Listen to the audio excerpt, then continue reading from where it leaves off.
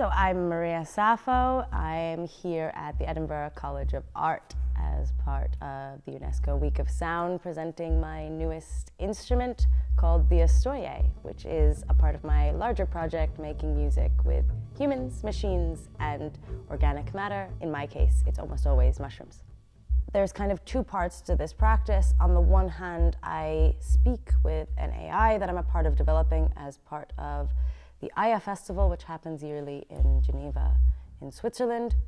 And on the other hand, asking what kind of questions I can dig into in working in a human-machine relationship that asks bigger questions also about this kind of more organic space, which the human-machine world is inevitably going to have to sit within. I already had these instruments that I had been building that work with the AI and work with mushrooms, but there was still seemingly a little bit of disconnect between, for me as a musician, the acoustic performance of an instrument and this kind of speculative notion of making music with mushrooms.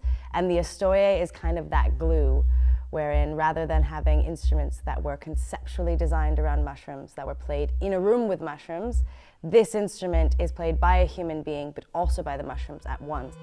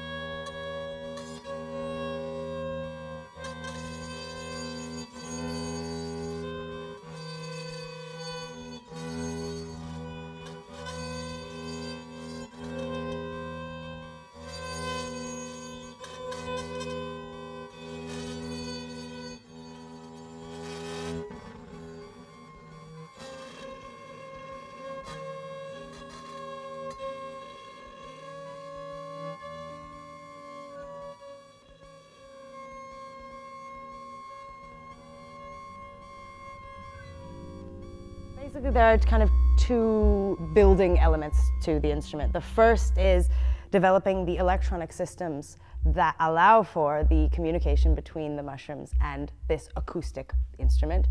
And that uses a number of different processes, working with Arduino, working with a number of different kinds of electromagnetic pickups, and again, speaking with the AI that I work with to solve a lot of these problems. So I really can't be clear enough that the way that I work with AI is not, let's say, generative. I don't make the AI generate sounds or images. I ask the AI to work with me in working through some of the technical questions that I have in developing the process. So that's all the kind of nitty-gritty electronic stuff, which is largely housed within the instrument and you can't see. And then there's the physical luthier building of the instrument itself. And what I love especially about this one is that it is made with spalted wood that's been eaten by mushrooms, which is this wonderful, wonderful process that happens naturally in the forest. So the sound connection between the mushrooms and the instrument happens through, basically what I say is not a direct scientific recreation of mycological processes, but it is a mirror of the way that mycologists study fungi. And that is to study the spiking patterns of mushrooms. Mushrooms are incredible. They speak, quite literally. They have determined that mushrooms have what they have figured out is 50 words that have syntax, that are repeatable. And that is all happening at very, very, very low frequencies, between 0.5 and 5 hertz underneath the forest floor. That deeply inspires me, this notion that there's this language and this actual communication that is going on underneath us that we can't hear, but we can definitely feel because our bodies can sense that kind of vibration. And so I take this notion of determining data from spiking patterns and trying to bring that into a conceptual human hearing and trying to think about how we can insert our sonic contributions within the same kind of speculative world. So the way that it works between the mushrooms is that I use electrodermal needles inside placed inside the mushrooms, which are sent along a signal into a computer, and then inside the computer I then have data which I can do all kinds of stuff with on the instrument, which then produces sound that's activated in space. That sound is amplified for humans in the room, but there's also a little speaker on the table for the mushrooms, which is a tactile transducer, so it takes sound and puts it back into vibration.